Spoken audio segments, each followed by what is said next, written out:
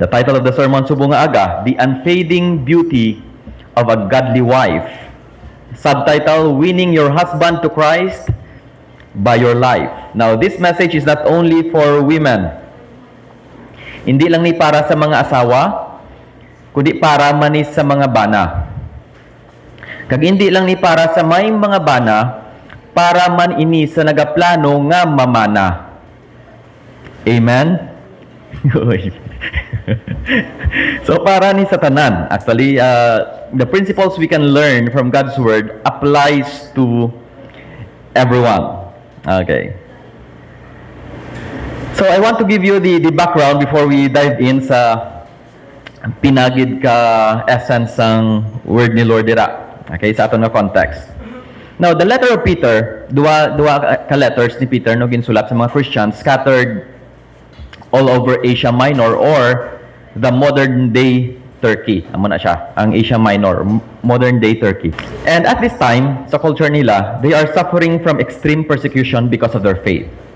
There are practices that goes against sa Roman nga culture because again, they are under the Roman Empire. And so, the primary theme sa letter ni Peter sa mga Christians is about responding correctly and in a godly manner sa mga persecution and then submission to authorities and about putting their hope on God. Okay, makita nyo na sa bilog ng 1 Peter. Basically, Peter is teaching them to live godly lives in the midst of their ungodly culture. Like today. Okay, we are living in a very ungodly culture. That is why we could connect the principles in our times today.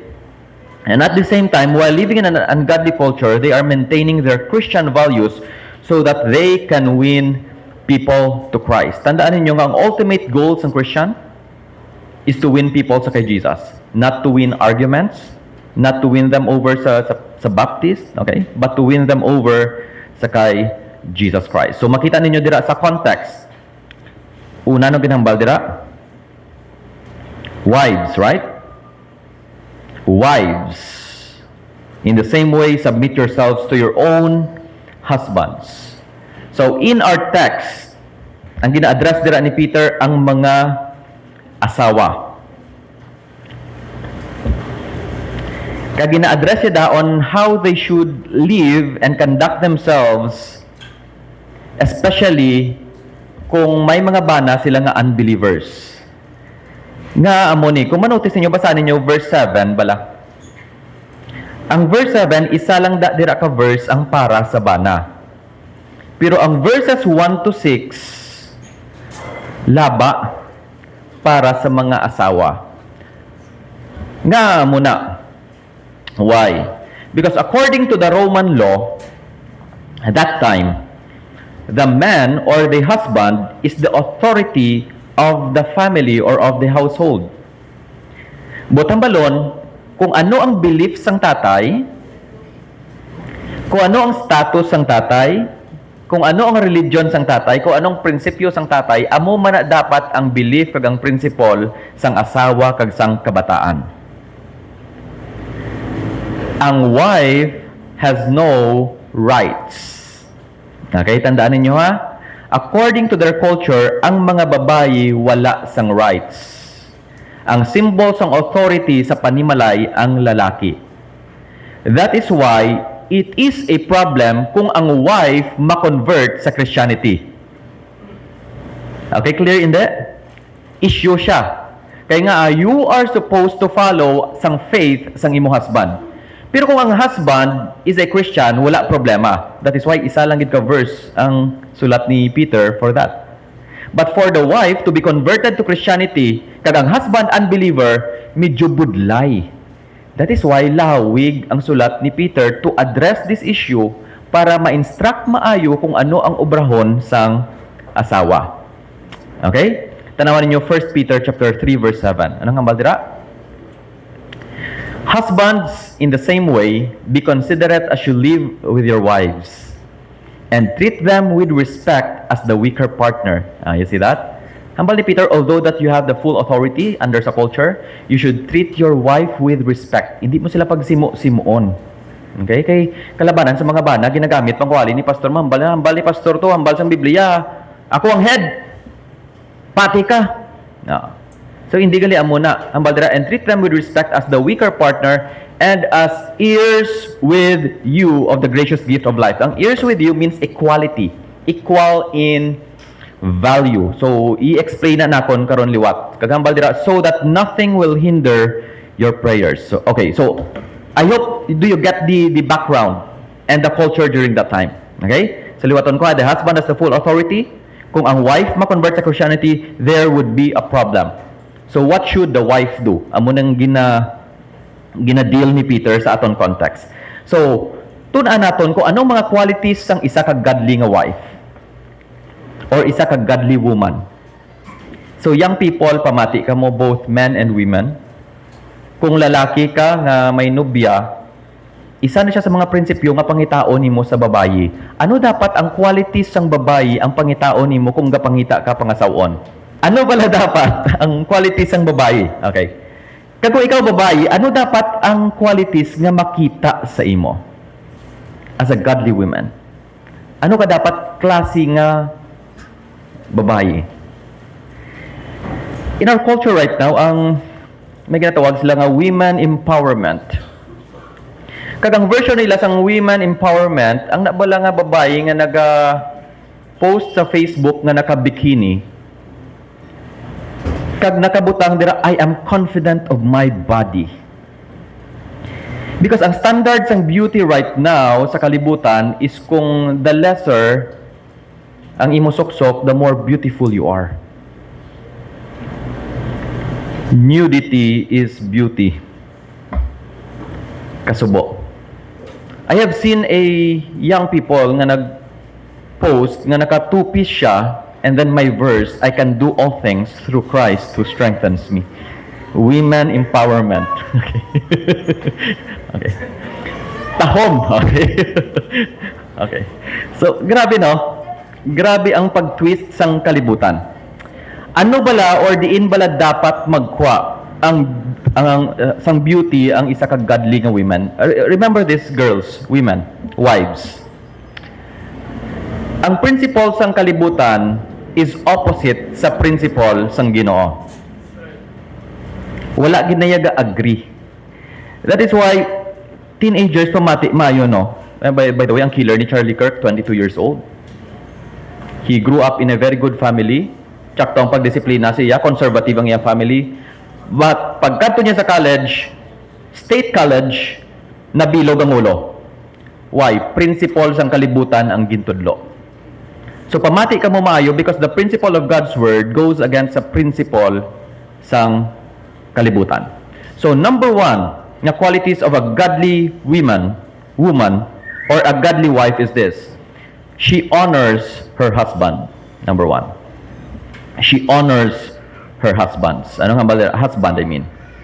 Wives, in the same way, submit yourselves to your own husbands so that if any of them do not believe in the word, they may be won over without words by the behavior of their wives. Now, when you hear the word submit, especially sa mga babae, no, is it a good thing?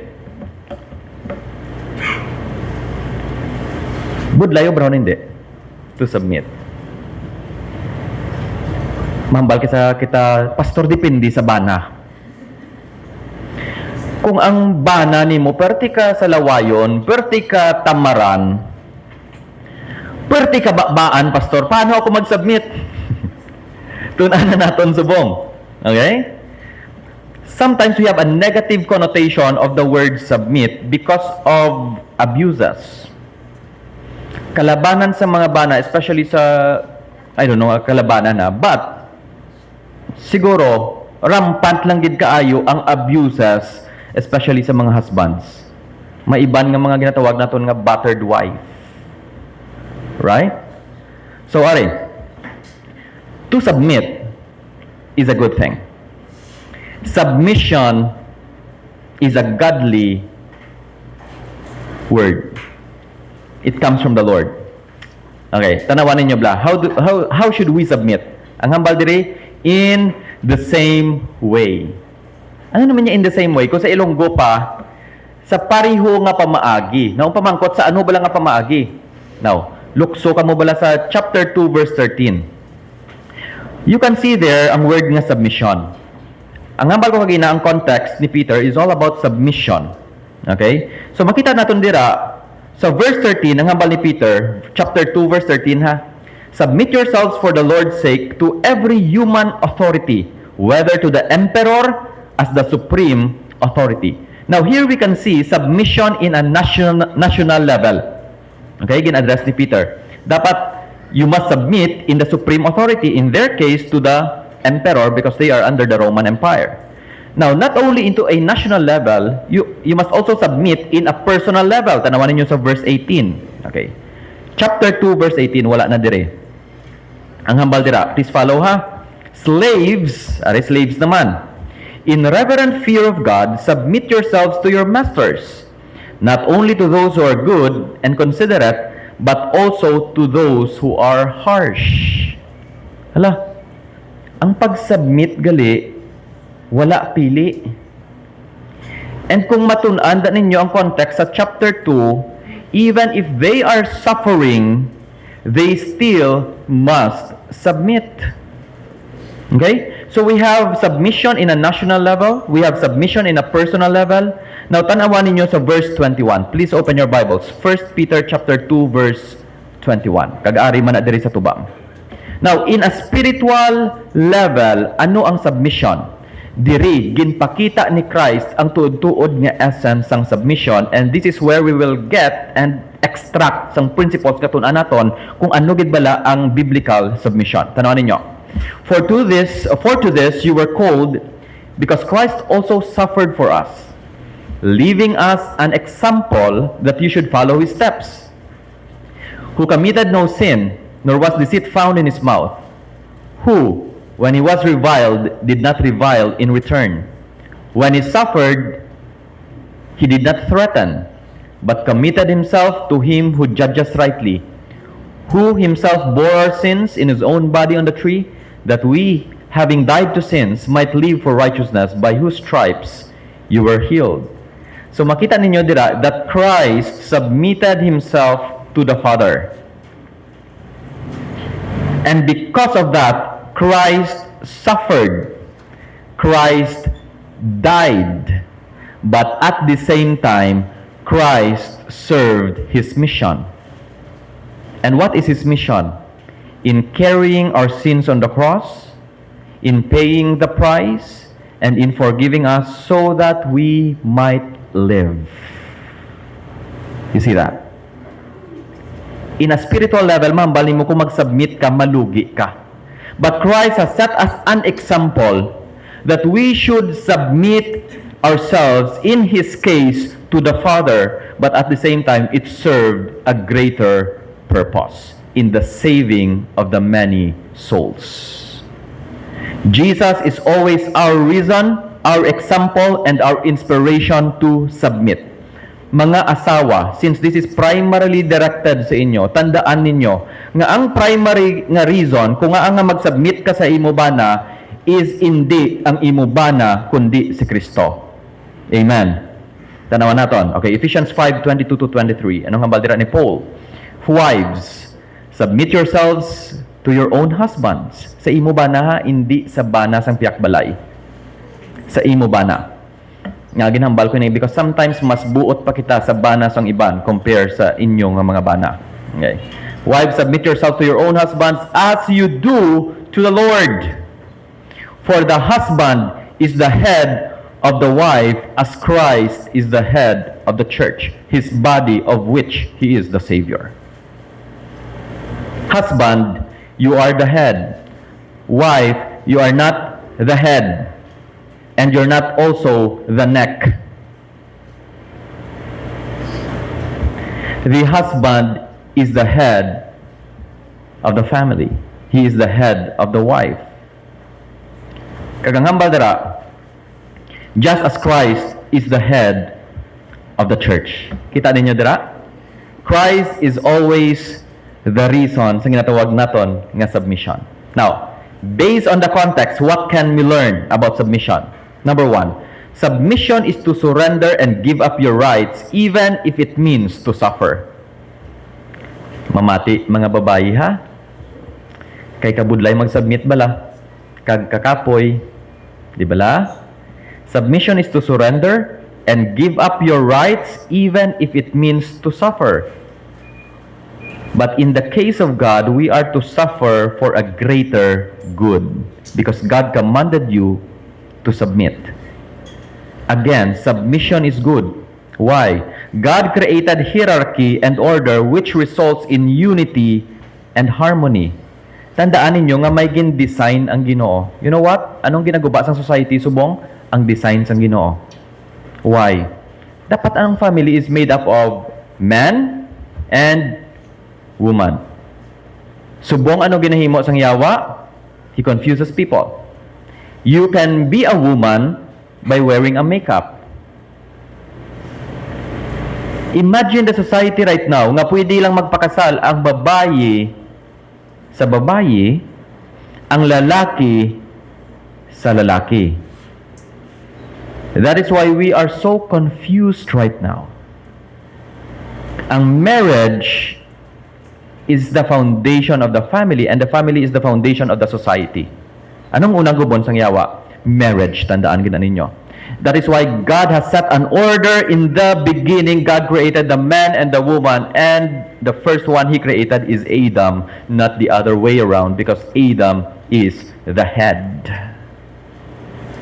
Kung maguba ang hierarchy, kung maguba ang order, chaos ang matabo. Okay, that is why submission is a good thing. God designed it. Submission is about recognizing roles. Hindi na siya, it doesn't mean nga kung may leader ka, mas better ang leader si mo. No. It's about recognizing role. Ladies, women, wives, just because you submit to your own husband doesn't mean you are inferior. Husbands, if you are commanded to lead, and if you are designed to be the head of the wife, it doesn't mean that you are superior. Amen. A lesser role in leadership doesn't equate to inferiority. Submission is not inferiority, just as leadership is not superiority. I will prove that sa inyo. 1 Corinthians 11:3.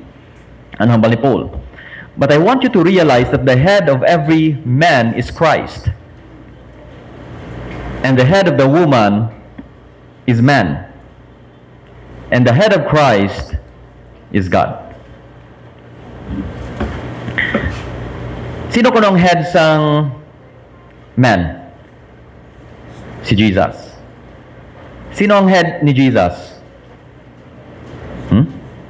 It's the Father, right? Now, does it make Jesus lesser than the Father in nature? Come on. Does it make Jesus inferior than with the Father? No, exactly. They are equal in nature, they are equal in power, they are equal in authority. But when it comes sa role, when it comes sa function, Jesus Christ subordinated Himself to the Father for a certain mission. Because submission is about recognizing roles. May mga bagay nga hindi mahimo sang bana nga mahimo sang asawa. Amen. May mga bagay nga mahimo sang asawa nga hindi mahimo sang bana. What will happen kung obrahon sang asawa ang ginaobra sang bana kag obrahon sang bana ang ginaobra sang asawa? What will happen? Confusion. Gamo ang panimalay. Kaya nga ginaagaw naton ang roles sang isa kag isa. Okay? So sa marriage, there is no such thing as competition. You don't compete, you complete. That is why when God gave you that role to support your husband, it doesn't mean that you are inferior. It only means that you are serving the purpose as to how God designed you in marriage. Amen. Now, ang pinaka-meaning sa word ng submission is this. Sub means under, right? Like submarine, underwater. So, submission means to be under a certain mission. To put yourself under a certain mission. And what is the mission of the family? What What is the mission of the wife? To support the husband. What is the mission of the husband? To lead the family. Because when the family is built in Christ, we have a stronger society, a godly nation, a godly society. Now, what will happen kung sa sulod pa lang sa panimalay, ginaagaw sang babae ang roles ng leadership? Una, hindi makalid ang bana. Kaya nga, sino ang galid? Asawa. How can the man steps up kung gina-put down siya sang babae? And this is the problem right now sa society natin. Kaya nga, even pag nubyahanay pa lang, ang nubyo daw tutoy. I have a friend sa Iloilo, ang iyaba na come. Sit. Oh, grabe pa. Tod na. Kag ginapakita niya gid sa iya nga friend, nga superior siya. Ginapakita niya sa amon nga superior siya, sa nubyoyat lang to during that time, much more subong nga banayan na. Kaluoy mo. Kaluoy kag kalaway. Kalaway tulokon sa babae nga dominant. Nga suplada. Hindi nami. Ang nami sa babae, demure. Elegant. Okay, makita na ninyo karon. Submission is honoring and serving God. Amen? Ginpakita na ni Jesus. And that is why you are to honor your husband as well. A submissive wife who honors her husband in private and public reflects the beauty of Christ in her life, because even Jesus did not come to be served, but to serve.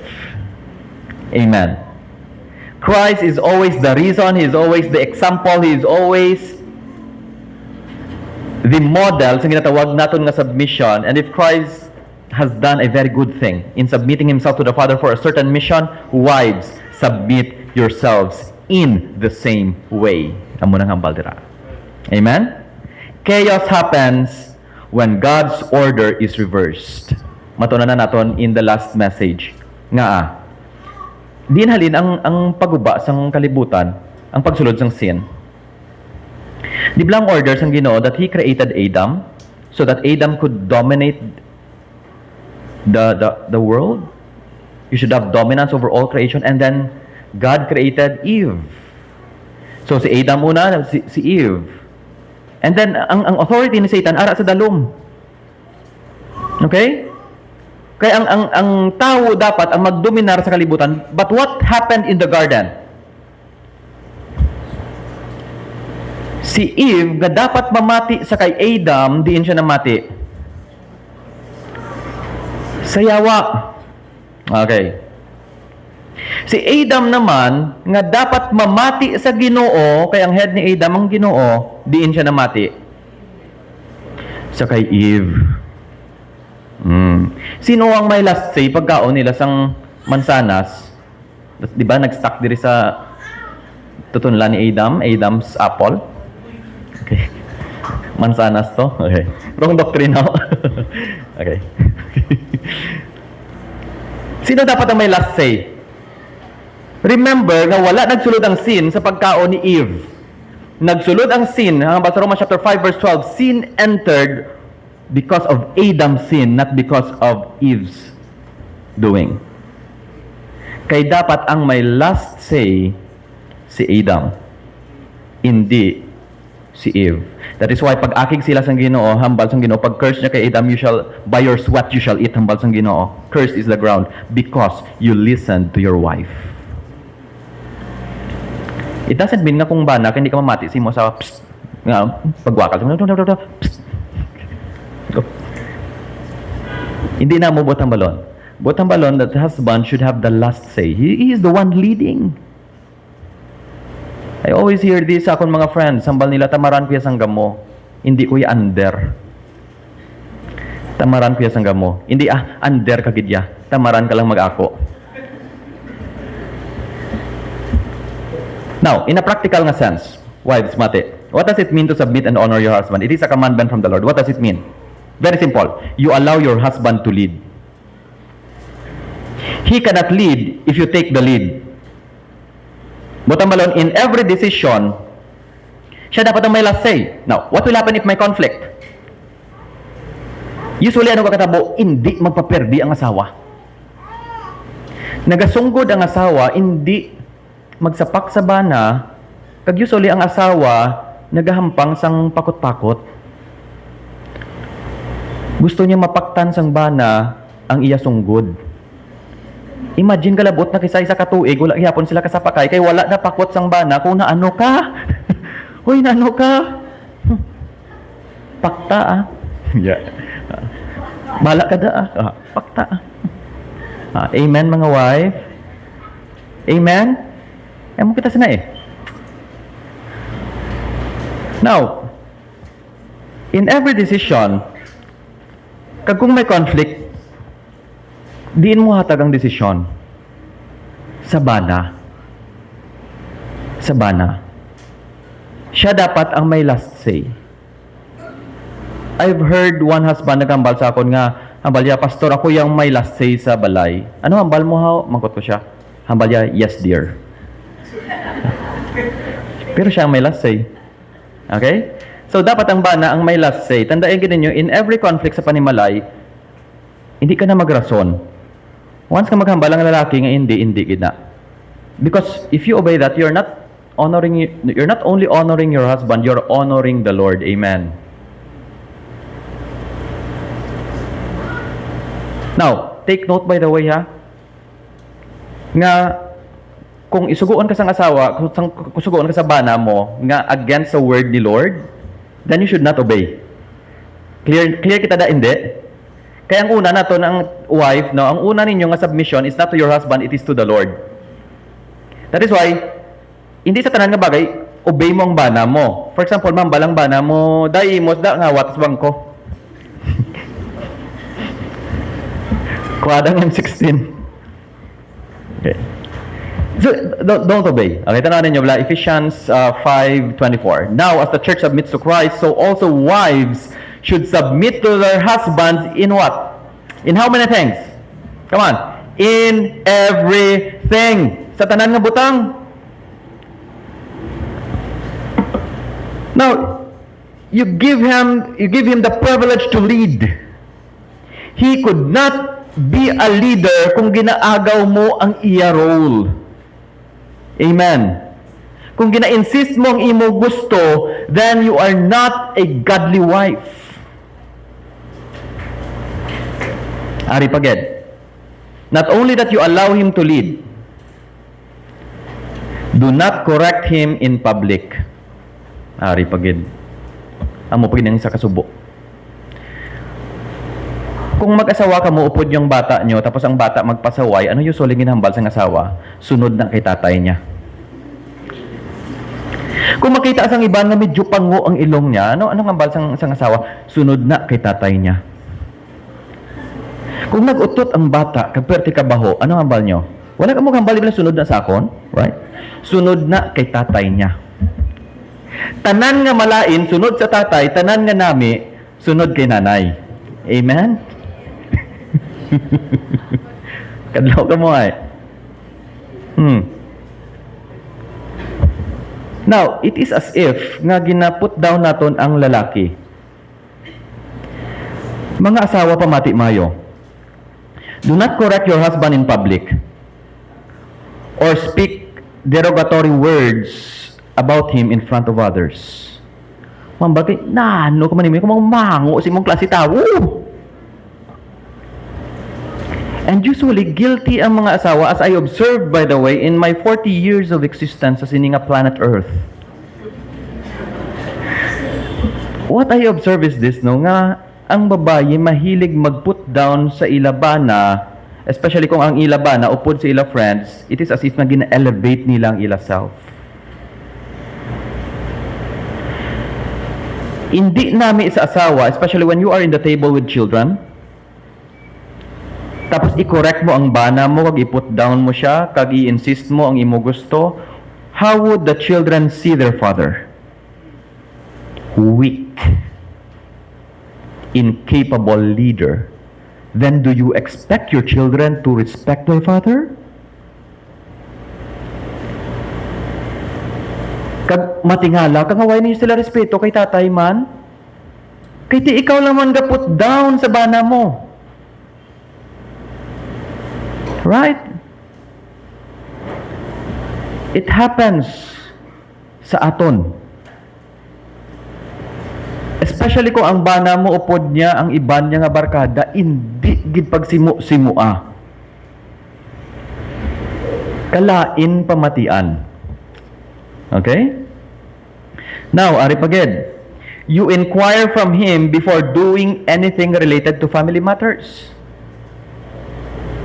Pamangkot anay sa bana mo, hindi nga may nag-abot nga ref sa sagwa kang mga panawagan Shopee. Oh. Tapos ref na yang gin-deliver. Ara sa likod motor. Okay. Wala ka ba ang bana mo na-check out ka na gali? Kaya nga, nagamato-mato ka. Now, one of the areas ng life naton siguro, no, as siguro, I'm speaking in behalf of wife. Listen siya na sa bana nyo. Not the other way around. Kaya usually, ang bana ang nagalisensya sa asawa. Mambal, sometimes ang asawa, wala ko na din sugtan. Puno po siya sa inyo? Ba? May taas-taas pa na kilay. Dibla? Tapos mambal kasi ang bana, ga, malagaw kami, pi. Sugti man ko. Ay, ahay daw tutoy. Ay, kaluoy. Hindi pala. Now, is that honoring your husband? When he is not around, speak good thing about him. Hindi pag-put down ng bana mo, bisan ano pa na kalain sang batasan niya. Di pastor tuod man, okay man na. Okay lang na mag-share ka sa problem ninyo in the goal nga makorek ang bana nimo, pero kung wala ang bana nimo, never put him down. Amen? Never put him down. Babayi, you want to be treated like a queen. Treat your husband like a king. Amen. Nga, kung wala kasalig sa bana mo, hindi na mag-step up. If you don't give room for mistakes sa bana mo, ti pastor kulbaan ko, basta isala decision niya. Then, how can he learn to lead? Kung ikaw nagka-cover sa iya mistakes, because mistakes are part of learning. It is part of growing. So, kung magsala man niya iya decision making, so be it. Amen?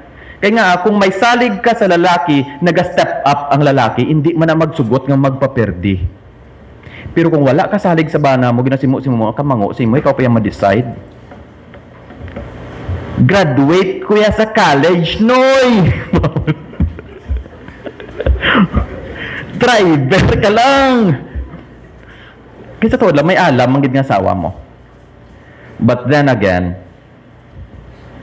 we're not following worldly secular principles. We are following the mandate of God.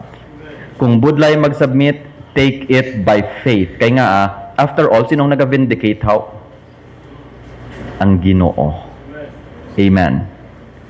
Kung budlay mag-submit, hambala, Lord, hindi ko hindi nga mga submit ko, pero ti mani ka dungol ba na ko, hindi mani ka di submit lang. And God will honor it. Maybe ang ginahulat ni mo nga change sa bana ni mo starts in you to submit sa husband mo. Amen? In everything, by the way. Now next, tanaw na ton. Ang hambal dira, if any of them do not believe the word, you should win them over. Butang balo, no? This principle applies to all believing and unbelieving husband. Pero kung ang imo husband unbeliever, like sa case nila sang una, sa culture nila, kung unbeliever ang husband would like i-win, right? Hindi ka na sila magpati. Anong hambal ni Peter? You should win them. If any of them do not believe in word, they may be won over without words by the behavior of their wives. Asawa pamati. You are not called to change your husband. You are called to win them over to the Lord. Amen. Mati asawa. Kung may gusto ka mo nga matabo sa inyo panimalay, ano usually ang ginahambal sa asawa? Ano usually ang ginaobra sa asawa? Ginapaarakan naton sang hambal naton. That is why may term kita nga ang bakbak ni nanay dong machine gun. Tuod na. I'm not saying nga tanan ha, because I know some nga babae nga very meek, no, hindi gahod. But oftentimes ang katabo, ang babae ang magahod. Kaya nga may gusto ka nga hindi mahimo sa imo bana. So amo nang ginobra mo na. Okay. Ta ba na mo kay pero wala gyapon nag-change. Wasak na ba na mo pero wala gyapon nag-change. Kaya ang hambal dira, you should not change your husband by your words but by your behavior. Because by nature, wala gin design sang Ginoo ang lalaki para manduan kag para suguon. They were designed to lead. Amen. Kung sa advice ni Daddy sang una, tandaan ko gid ni, leave the preaching to your pastor. Do not preach sa imo bana. Abi nyo, si pastor lang kabalo mag-preach, mas tanda mag-preach ang mga asawa. Again, wives, do not preach to your husband. If you want to change them, win them by your behavior. Submissive behavior. Hindi sa imo words. Amen? Clear lang kita, hindi? Now, number one, dira, no, again, number one nga command or number one nga character sang isa ka godly wife is that she honors her husband, she submits to her husband. Number two, ari na kita, holy in conduct. Kagina honors her husband, subong holy in conduct. Tanawan sa verse 2.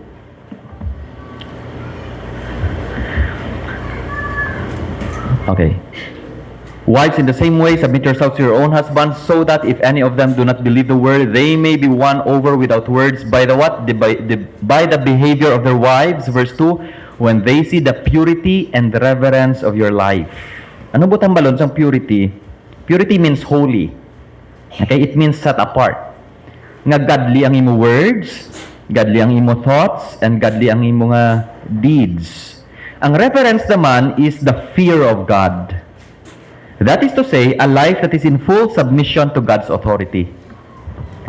Nga, munihaw, kay ang babayi nga nakasubmit sa Ginoo, nagasubmit man sa iyabana. Amen? A godly wife is a submissive wife. In fact, one of the sure sign sang isa ka ungodly nga babayi is that she is dominant. I-phrase na ko na mo siniha. A dominant wife is an ungodly wife or ungodly woman. Remember Ahab. Sa wali na ito nagligad. Remember Jezebel, iya wife. Under si Ahab sa kay Jezebel. Ang may last say si Jezebel, hindi si Ahab. And Jezebel is described as a very immoral and evil and wicked person. Amen? Butang balon, the more submissive you are, the more godly you are. But, if you are a dominant wife, I'll tell you, Todd, wala na sa ibang explanation. You are an ungodly wife. Hambal dira, you should win your husbands. You should treat your husbands in purity and reverence of your life. Proverbs 12:4, anong hambal? A wife of noble character is her husband's crown, but a disgraceful wife is like decay in his bones. Isa sa mga desisyon sang mga lalaki nga dapat naton tandaan, boys, pamati, kung may mga nobya ka mo. One of the best decision nga maobra ninyo is to find a good wife. Kung mangita ka mo babayi, pangitaon nyo hindi girlfriend material. Pangitaon nyo wife material. And young people, kaiwat subong sang wife material, kay nga ang mga babayi subong kasing lakas uminom ng kanilang tatay. Hindi kabalo magluto. Hindi kabalo magdigamo. Kaya nga pulaw sa Facebook, pulaw sa ML. Wala sing may nabalaan nga trabaho, wala sang sense of responsibility. Amo niyang ginatawag naton nga tudtuod nga Disney princess kay nga mahulat lang sila tawgon kag magkaon. And this become a trend right now sa aton society. Yang mga teenagers naton hindi kabalo magtrabaho. Sagad sila magpagwapa pero wala sang sense of responsibility. Lagaw bala kamo subong sa mga high school? Tan-awan nyo, first year pa lang damol-damol na ang makeup. Ang lipstick damol-damol na. Naglagaw ko sa City High, pagbuhi nila hapon, naka-crop top pa ang iban. Kag naka-spaghetti. Di hindi ka na pagsuhuton sang hangin?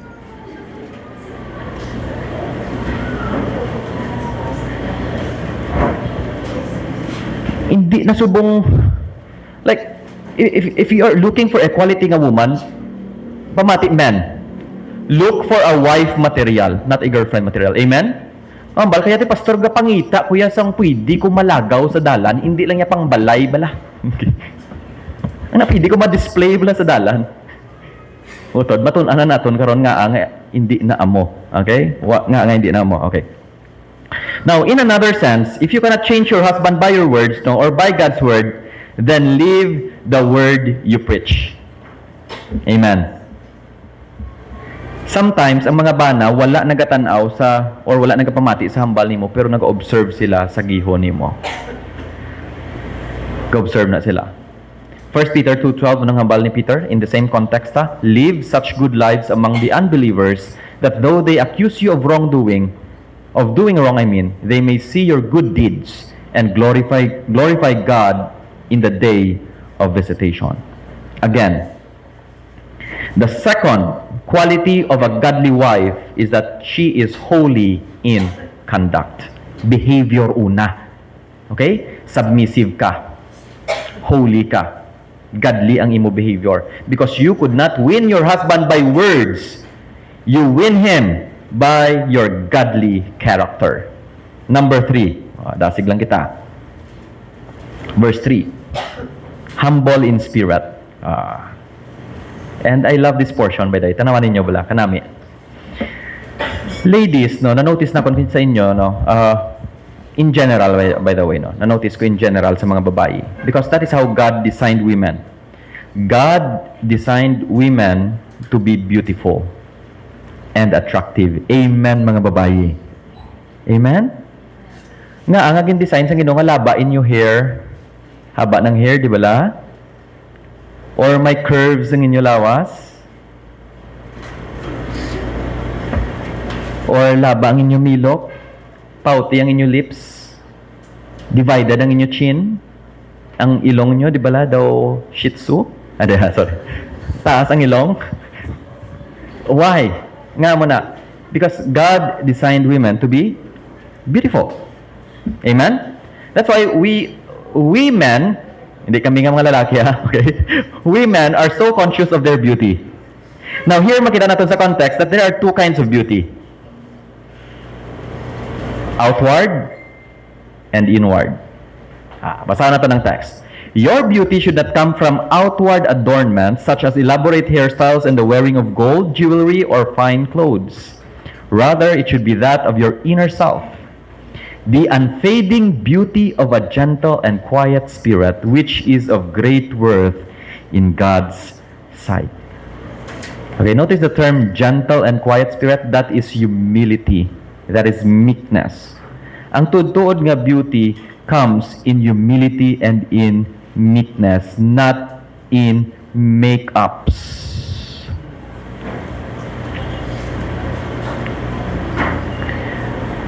Anong hambal dira?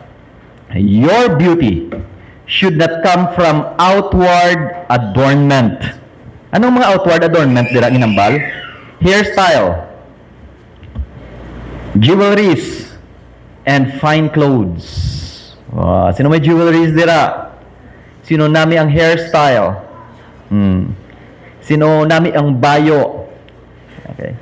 By the way, this is worldly standard. Ang standard sa kalibutan is outward when it comes sa beauty. That is why, ang isa sa mga industry nga pwede pag-boom is cosmetic. Cosmetic industry. Bakal kaayo ang makeup. Bakal kaayo ang lipstick. That is why some Christian women embrace this standard for themselves, nagapati sila nga ang beauty is only outward. Correct, hindi? Utod, may ginatawag kita nga inward beauty. Amen? Nang pabangkot, no?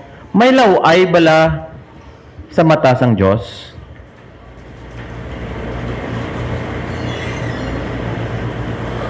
May ara, wala? Ha? Wala sang laway sa mata sang Diyos, sa mata sang tao, damo. Okay. Sa mata sang Diyos, wala. Okay. Ang point ko diri mo ni inner beauty. Okay. Now, tananan nyo. Usually, these outward adornments, makita man natin in the modern times right now. In the modern times right now, ano ang ginadugang naton sa mga babae, no? I don't know sa mga babae kung nga amo na batiin nyo na para ma-enhance ang beauty ninyo. Okay? In modern times, we have added more to enhance beauty. We have foundation, makeups, lipsticks, eyeliners, blush, contouring, eyelash extension. Kaya nga, ang milok, takdan pagid sang milok. Kaya ang gintakod nga milok, may takod pagid nga milok.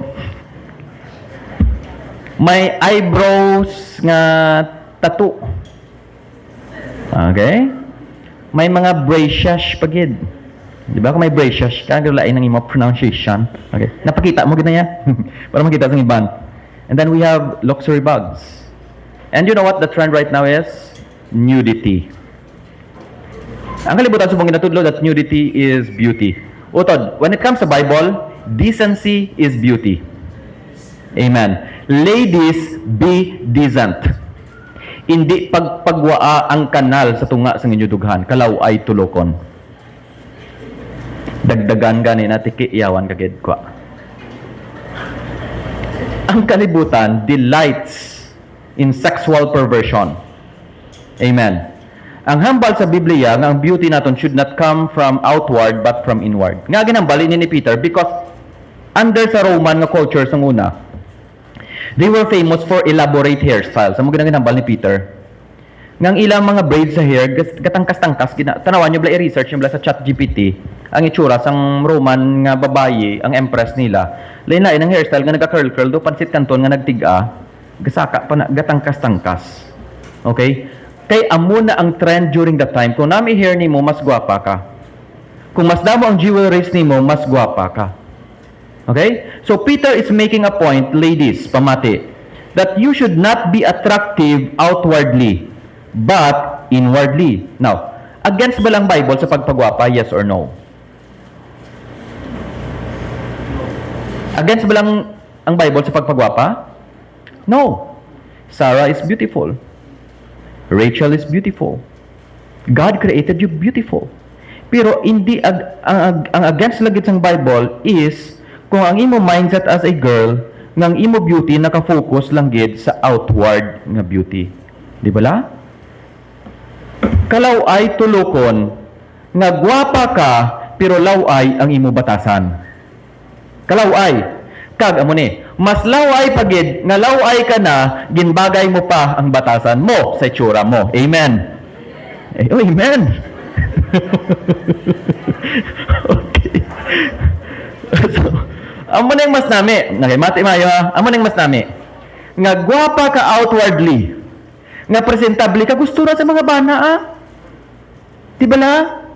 Gusto na sang bana nga nakahimos ka nga pagbugtaw mo nakapangusay ka hindi ka pagbugtaw sang bana mo kada bungay-ngay ang buhok mo. Wow. Nightmare. Hindi na gusto sa mga bana. Gusto sang bana nga gwapa ka. Amen?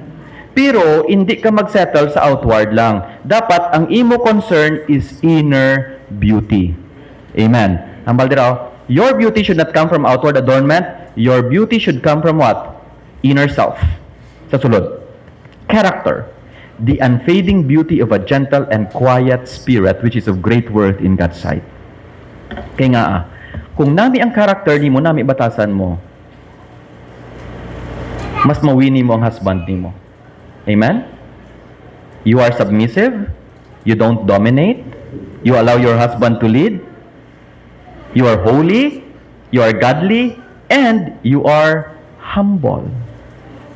Because without humility, you can never submit yourself to your husband. Amen? Without humility, your husband could not lead the family. And this inner beauty, character utod, nga ang naghambal ang Bible, nga dapat hindi ka magsettle sa outward nga beauty. Why? Because ang inner nga beauty doesn't fade. Don't you know nga kung ano ka kagwapa, subong, kag ang kung paon mo lang bisa bana mo nga, luyag-luyag, yung bana ko sa akon kay kagwapa, kidyabla sa akon. Kung amo lang na ang nagahok sa bana mo kay gwapa ka, utod, what if makakita ang bana mo sang mas gwapa sa imo? Come on. Let's be honest, damo mas gwapa sa imo, di ba? Right? And sometimes we find our security sa aton beauty. Hindi pwede nga mas gwapang piyak balay sa akon or mas gwapang office mate ko. Hindi pwede. Dapat ako gid ang who's the fairest of them all. Mirror, mirror on the wall. Gatulo ka sa espeho, di ba? And here's what I notice about women. Damo mirror sa balay. Kag may mirror before magwa sa balay, di ba? Tulo ka. Tanan nga angle ginatanaw. Di ba kung mag-selfie ang babae, hindi lang na direct na selfie. Mawawa mo pa na, okay? Tanan nga angle ginatanaw. What is my point? Sometimes we settle in outward beauty that we forget to project inner beauty. Young people pamati, what you project is what you get.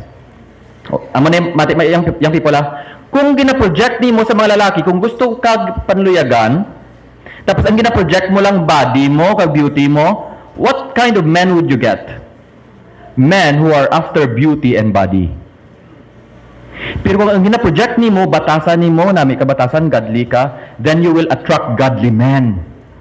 Amen. Kay ang outward beauty naga-fade. Gwapa ka sa buong utod, I'll tell you. Maglabot ka sa isinta. 70, amat-amat na nakurinot ang imuguya. Ang firm ni mo nga skin, di ba? Hindi na na-firm, nagaluy-luy na. Tanawan nyo ba si Vicky Bello, hindi na mabatak ang botox. Hugot-hugot na kaayo, gamay lang nangatandog, pilas na siya. Kaya nga nipis na kaayo. Kaluoy bala subong, I don't know, itsura ya. No. I'm not against those. Kung may kwarta ka lang man, no, okay lang man na. But you can see the reality na ang outward beauty naga-fade. Pero ang inward beauty naga-grow, naga-shine even more. Amen? Sa tuod lang husband, ano pilion mo? Kung magtigulang ka, gwapa nga asawa or hindi kita magagwapa pero nami batasan? Gwapa nga asawa. Amen! Okay. Nami kay hindi plastic, no? Ma'am, bala kita, no? Si pag-present mo bala sang asawa mo kay mama mo. Mamo ni nobya ko. Amo ni pangasawon ko. Tapos law ay nobya mo, di ba? Mambal si mama mo, okay lang na to. Okay. Wala ko naluoy sa sawa mo, pero naluoy ko sa apo ko. Okay. Now, what is my point? Naway na sa Bible, by the way. Okay. What is my point? Okay man na siya, nga, okay gid na, nga may gwapa kang asawa. Amen? Ako gwapa asawa ko. Kaginpili ako, okay na, kaginpili ko siya, tungod kay gwapa siya. But, wala ko na siya kinpalangga tudo-tudo tungod kay gwapa siya. Tungod kay nami siya batasan. Amen? Buot na yung asawa ko ya. Wala si Pastor Mark subong gatindog dire kung laway batasan sa asawa ko. Hindi man na siya perfecto. The same sakot. Pero mas nami gid, ikaw nga asawa, you project inner beauty. Dapat mas concerned ka sa batasan nimo, hindi lang sa pagwapa nimo. Amen? Tanawan niyo bala. Proverbs 31:30, charm is deceptive and beauty is fleeting, but a woman who fears the Lord is greatly to be praised. Nami. Ano ang bali Peter? Diin halin natin beauty, gentle and quiet spirit. Butang balon sang gentle and quiet spirit. Amo ni siya, my humility and my self-control. Pamati babayi. Kalaw ay sa isa ka asawa nga nagatantrums. Kalaw ay sa isa ka asawa nga nagger. Hindi nigger ha. Okay. You nagger. Okay. Hindi nigger. Nagger. Okay. Para reklamo. Or hindi makontrol ang emotions, permi lang gaugtas. Permi lang akig. Untamed ang pride. Now, that is not a sign of strength, that is a sign of weakness. Kaya nga, humility and meekness is strength under control. Amen. Like the Lord Jesus Christ. Christ is humble, but He is not weak. To be meek is not to be weak. Pero kung ikaw asawa, pero may ka lang naga-i-weak, that's a sign of weakness. Why? You could not control your emotions. You could not control your pride. And do you think your husband would love it? No, sir. Tanawan ninyo. Proverbs 21:19. Better to live in a desert than with a quarrelsome and nagging wife. Wow. Amen, mga boys? Amen. Mas tabi pa ko na mag-star sa desierto. Sang sa magupod sa asawa nga panaaway, kag pala reklamo. Wala naman bugas. Wala naman sudan. Ano nang lapta? Ikuig ko ang salog. Ikuig ko ang pinggan. Okay. Kuha ko gano'n. Hindi, amo na ang asawa ko sa balaya. Okay. I hope na ma-represent ko maayo ang mga asawa. Amen, mga wife? Okay. So, hindi ka mo matingala ng inyo bana ato na sa disyerto. Biblical na. Okay. Okay, biblical na. Amen. A gentle and quiet spirit, that is how you gain respect sa imo husband. Amen. Be gentle. Be quiet. Relax. Chill. Okay? Nga, kabalo kang ang Ginoo, got it. Amen? Amen, mga wife? Wala gid amen. Lain gid robot niyo sa ako na eh. Okay. Gawali lang ko pala. Okay. Kabay pa nga wala lang kita lain may po. Tapos eh. Okay? Now, ano hambal ni Peter? Ang humility, ang submission, ang holiness, ang meekness, ang quiet na spirit, hambal dira, is of great worth in God's sight. Amen. It is a great worth in God's sight. The beauty of your soul is what God is after for. Butang balon, ladies, so put more emphasis on inner beauty than in outward beauty. Again, I'm not saying it's wrong to have makeup. O galing ang makeup naga-fade. Mas nami gina nga pagkaaga pagbugtaw pa lang nga makita ka sang bana mo nga perti kalaway si mo nga wala sang makeup. I'm not saying nga laway ka kung wala makeup pa. What I'm saying nga daw hindi kita mo nakagwapa kung wala makeup, wala eyelashes. Pero sa mata sang bana mo kagwapa gid sang asawa ko. Buot-buot niya asawa ko ya. Submissive niya asawa ko, hindi niya dragon. Wala niya kapang buga kalayo sa balaya. Submissive niya. Godly niya. Amo na ang ginapangita sang bana. Amen? Amen, wife? Now, number 4, 5 lang man eh. Hopes in God. Relipot lang niya. Verse 5. For this is the way the holy women of the past who put their hope in God used to adorn themselves, they submitted themselves to their own husbands. Wow, kanami. Kung ang imo hope hindi sa imo bana ara sa Ginoo, you can easily humble yourself before God and before your husband. Amen. Kung ang imo bala worth hindi sa imo beauty, Kung ang imo worth hindi sa status ang bana mo or sa money ang bana mo, but ang imo hope and imo identity ara sa Ginoo utod, you are a secure person, and a secure person is a humble person, and a humble person is a submissive wife. Amen. Your hope must be in God, not in your husband.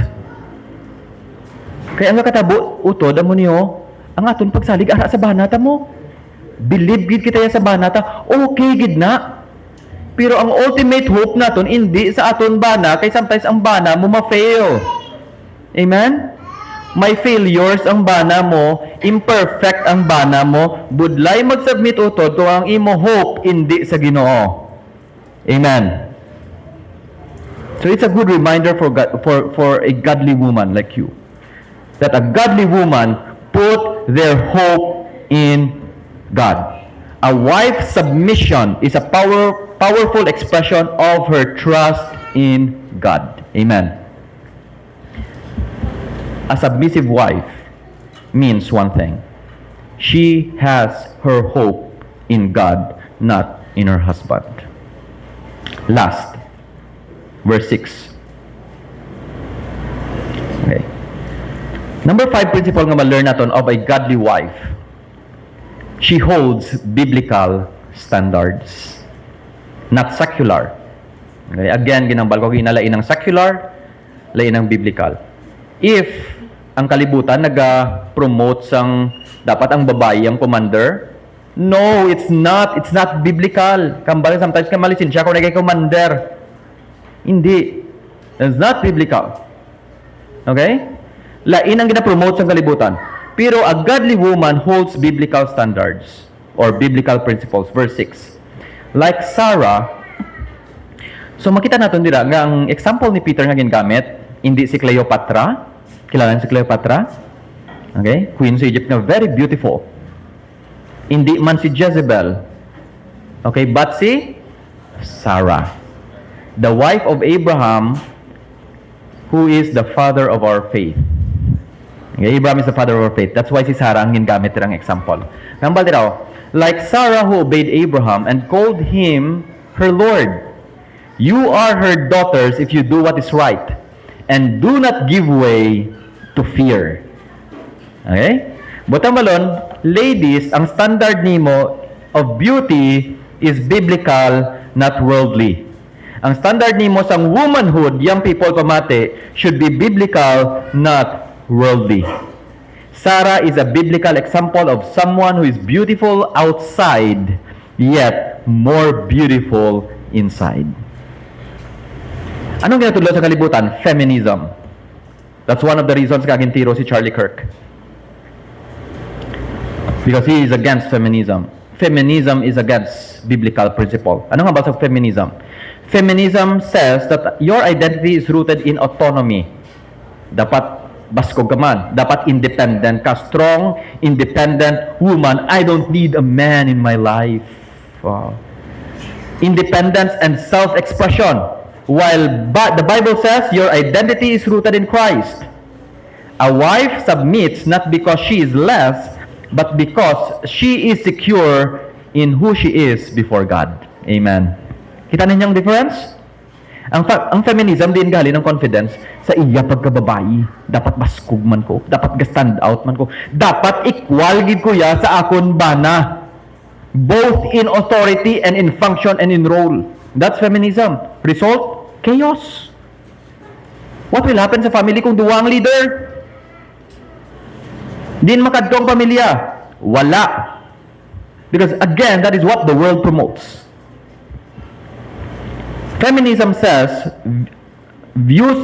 feminism views male headship in marriage as oppressive or outdated. Hindi na ni kuno relevant sa atong society subong nga ang lalaki ang galid. Amo na gina-promote sang feminism. It seeks to remove hierarchy, advocating for total equality of roles.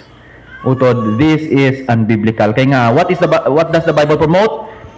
The Bible promotes submission, and submission affirms the equal value and worth of man and woman. Equal yung babae kag lalaki. They were both created in God's image, but rather distinct in roles. Again, when we play our roles, when we play our function, no, ma-serve nato ng aton purpose kag ang aton mission. Kag ang hambal dira utod. Do what is right, even if you suffer, and do not give way to fear. Kaya nga, I understand sometimes nga iban sa inyo diri, kag in general, may ban na ganyan nga budlay mag-submit kay nga hindi pa godly. Kulbaan ka mag-submit, right? Kay base sa laang iyang decision, base sa laang iyang direction, kulbaan ka mag-submit. Utod, ang hambal dira, do not give way to fear. Obey what God has commanded you. Amen. Honor your husband. Live a holy life. Be quiet and spirit. Submit to your husband. Take it by faith, utod, and you will see how God changes your husband. Not according to your ways and means, but according to His. I-honor ba lang Ginoo sa kabuhi mo? Kay i-honor yaman na ang faith nimo as a wife. Amen? Damo challenges utod. But we must do marriage God's way. Otherwise, it will never work.